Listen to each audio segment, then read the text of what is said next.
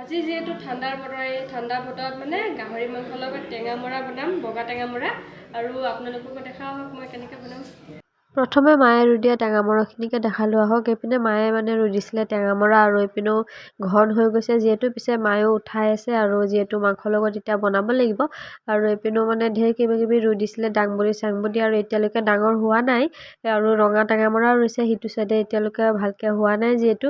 পিছত আহি গ'লোঁ মই বনাবলৈ কাৰণে। এইপিনে কেৰাহীত তেল দি লৈছোঁ, আৰু তেলটো অকণ কমাই দিছোঁ, কাৰণ গাহৰি মাংস যিহেতু তেল আছেই গাহৰি মাংসতে। আৰু কিছুমানেতো তেল নিদিয়াকৈ বনায়, কিন্তু মই তেনেকৈ বনাই পোৱা নাই।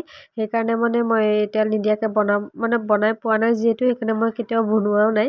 পিছে এইপিনেও ভালকৈ অকণমান মাংসটো ভাজি ল'ব লাগে।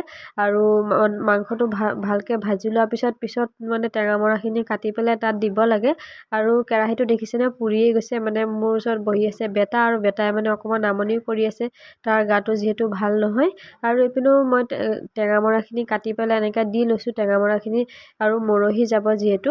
আৰু ভালকৈ অকণমান সিজাই ল'ব লাগে, মানে ভালকৈ ভাজি পেলাই সেইটোতেই অকণমান পানী দি পেলাই ভালকৈ সিজাই ল'ব লাগে।